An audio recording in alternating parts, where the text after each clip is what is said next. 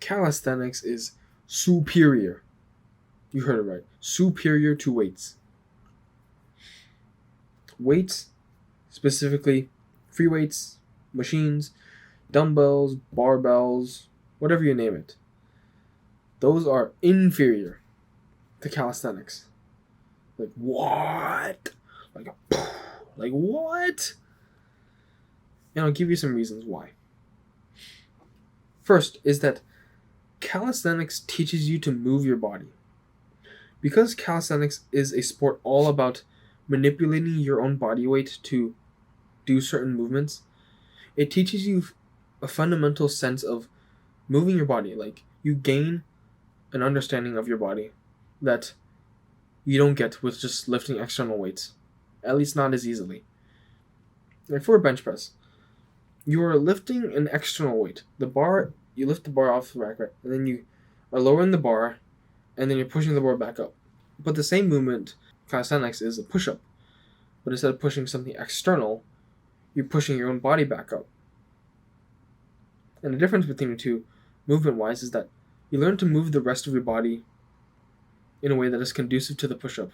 Unlike a barbell bench press, where you're moving the bar, but the rest of your body is relatively stationary. It's relatively the same, besides like moving parts, like besides your arms and whatever is also helping push the bar up.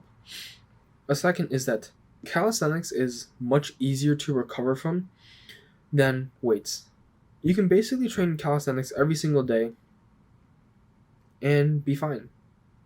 That is if you train for hypertrophy. And for training hypertrophy with calisthenics is basically doing the basics.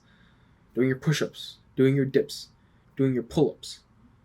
It's doing the basics, and these are much more easily recoverable from something like a bench press, something like a squat, something like a deadlift, although those last two are your lower body lifts.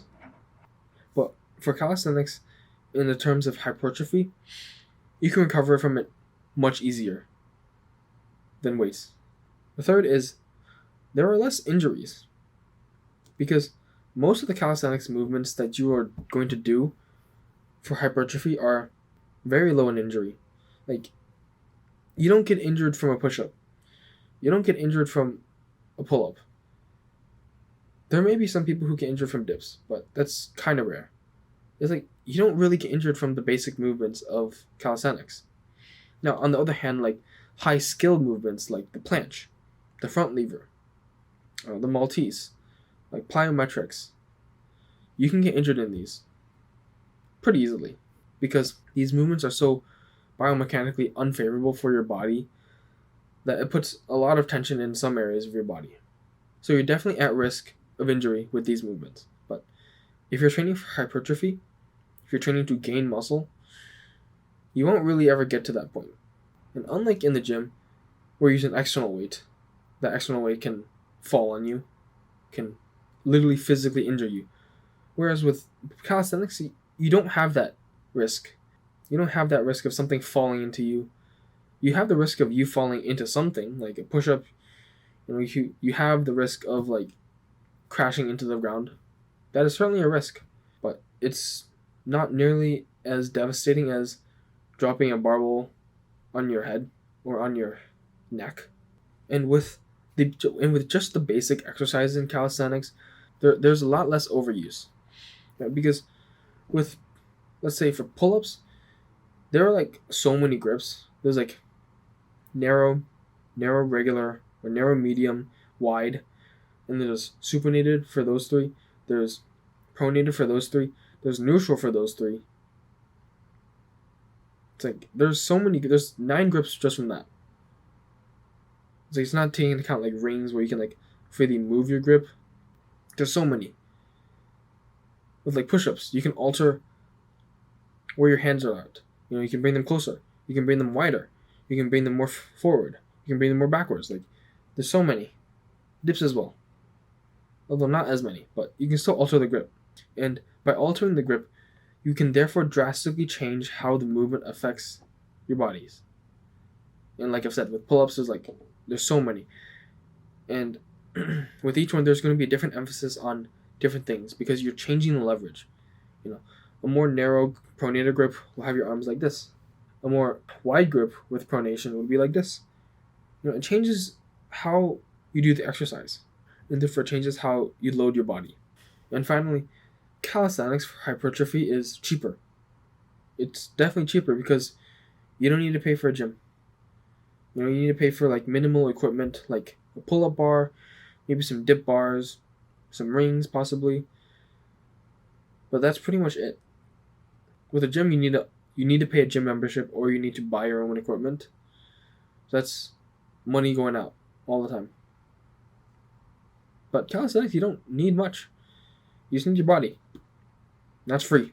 And in the event that you have a park nearby, you don't even need to buy anything. All the equipment is free.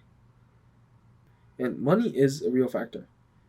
Maybe you don't have enough money to go to the gym, to pay the gym membership each and every month.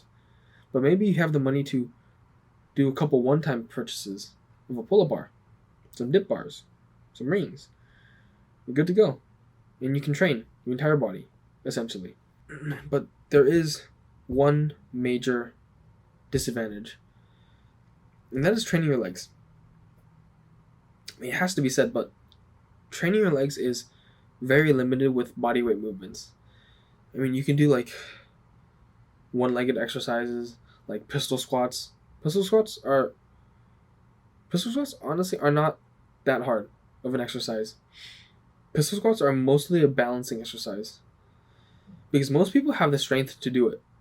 It's just a lot of people don't have the balance to be able to stay upright and stay on one leg long enough to be able to do it. But if you have the balance, pistol squats in terms of loading on your quads, it's really not that much. On the other hand, for like your hamstrings, Nordic hamstring curls are really hard. Like really hard. And okay, like yeah, you can develop some crazy hamstrings with that. So, but like calves, okay, you can do like one-legged calf raises, but like even then, it's not enough. So there's not nearly enough exercises for your lower body, and there's not nearly enough load for your lower body, and because of that, your lower body doesn't get as big. It can't maximize its potential. Nevertheless, if you're a beginner, you should join calisthenics first.